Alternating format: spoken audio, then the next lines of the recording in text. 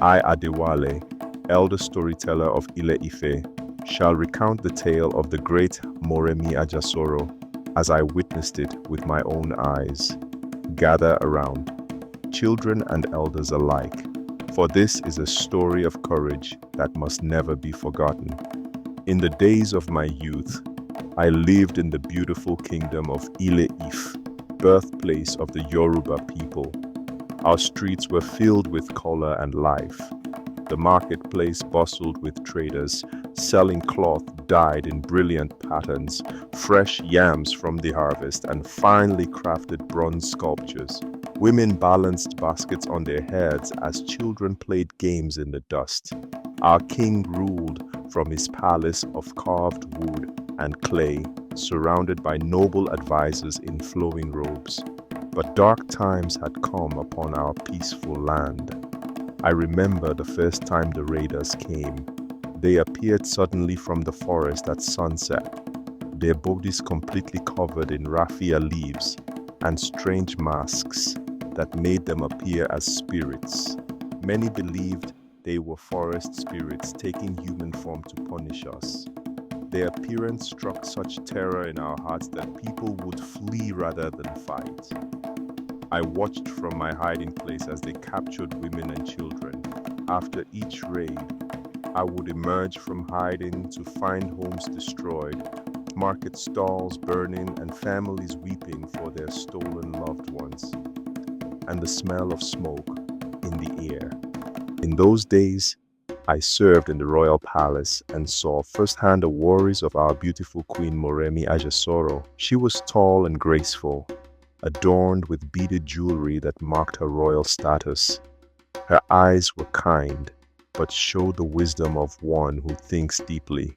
While her husband the king consulted with his warriors, I watched Moremi sit by her window, gazing toward the forest where our people disappeared. One evening, I overheard her speaking to a handmaiden. How long must our people suffer?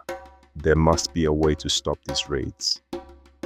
The next day followed Moremi to the sacred shrine of the river deity Esimirin. I kept a respectful distance as she knelt before the shrine, as she made her offering of clear palm oil in a clay bowl. Great Esimirin, I come to you with a heavy heart. If you will help me save my people, I will give you whatever sacrifice you ask in return. That evening in the palace, I served palm wine. As Moremi spoke with the king, my husband, I must allow myself to be captured in the next raid. Only by learning the secrets of these raiders can we defeat them. The king's advisors erupted in protest. The king himself stood, his face twisted with fear. I cannot allow this. They will never return you. But Moremi's mind was set. The days that followed, I watched Moremi prepare herself. She adorned herself with her finest clothes, a blue woven cloth wrapped elegantly around her body, her royal beads gleaming at her neck, brass bracelets on her wrists. She applied fragrant oils to her skin. I must appear valuable, she explained when she noticed me watching. The raiders came again at dusk, moving like shadows through the village. This time, instead of hiding, Moremi stood in the center of the market, appearing frozen with fear, yet conspicuously adorned with wealth. I watched with dread as the leaf-covered figures surrounded her. When they seized her, she did not fight as they dragged her toward the forest path.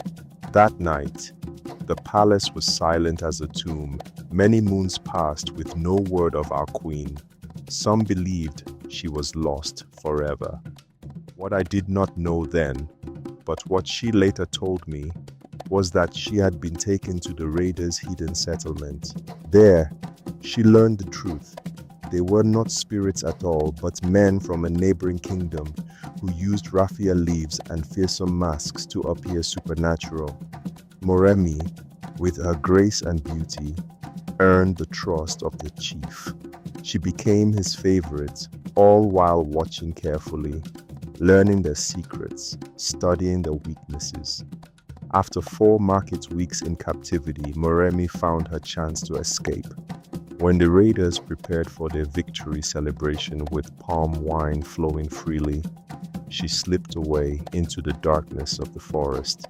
She later described to me how she ran through the night, guided only by the stars, whenever she heard sounds of pursuit. Her royal clothes were tattered, her feet bloodied from the journey, but her spirit remained unbroken. I was among those standing outside the palace when a thin, exhausted figure emerged from the forest path. At first, we did not recognize our queen in this weathered woman with tangled hair and torn clothes. Then she spoke, her voice still carrying the authority of royalty. "Take me to the king. I bring knowledge that will save our people." The crowd parted in astonishment. Women ululated in joy. Men dropped to their knees in respect. In the king's private chamber, I stood among the advisors as Moremi revealed what she had discovered. They are not spirits but men like our own, using disguises to inspire fear. Their raffia coverings can be defeated by one element, fire.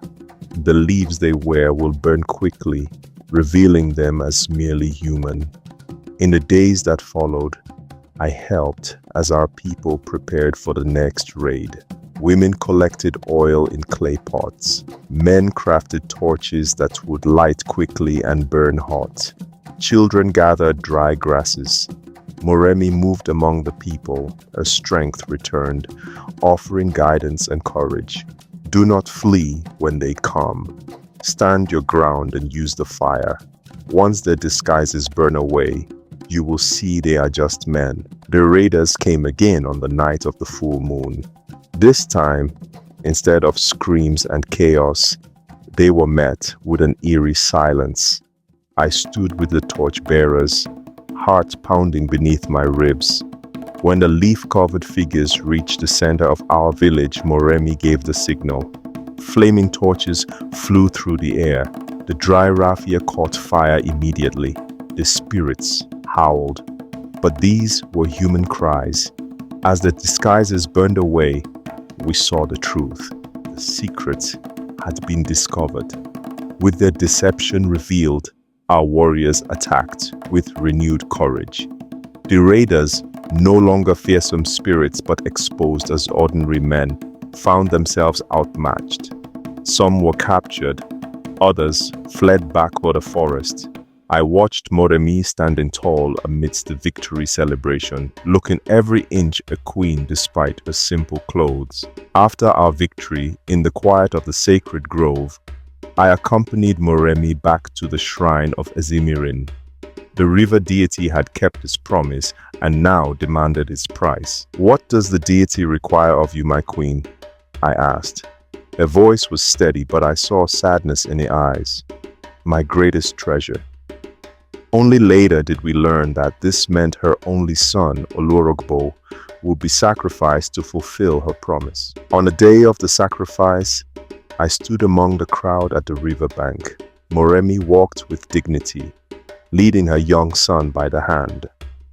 The boy, somehow understanding the gravity of the moment, walked tall like his mother.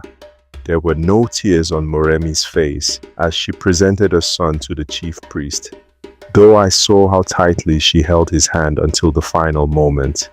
As the boy was prepared for the ritual, a remarkable thing happened. Before anyone could harm him, the child himself stepped toward the river and spoke. Then, before our astonished eyes, he walked into the river. The waters parted around him, and he disappeared beneath the surface. In recognition of a great sacrifice, the people of Ile-Ife came forward one by one, bringing gifts to honor Moremi. Women presented her with their own children, saying, "We are here because of you. Our children are yours also." The king declared that she would forever be remembered as the savior of our people. I watched as Moremi received these honors with quiet grace, a sacrifice etched into the lines of her face.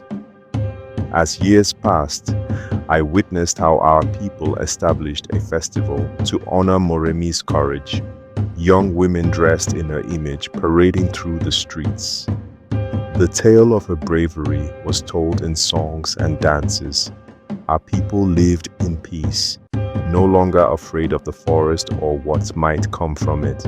Children who would have been taken grew to adulthood, always taught the story of the queen who risked everything to save them. Now I am an old man, my beard white as the egret's feathers. I was just a young palace servant when these events occurred, but I have carried this story through the decades. I tell you this tale not just of victory over enemies, but of one woman's courage to face her fears, her wisdom to solve what warriors could not, and her ultimate sacrifice for her people. This is how I remember Moremi Ajasoro, the brave queen of Ile-Ife. May her name never be forgotten as long as the sun rises over our kingdom.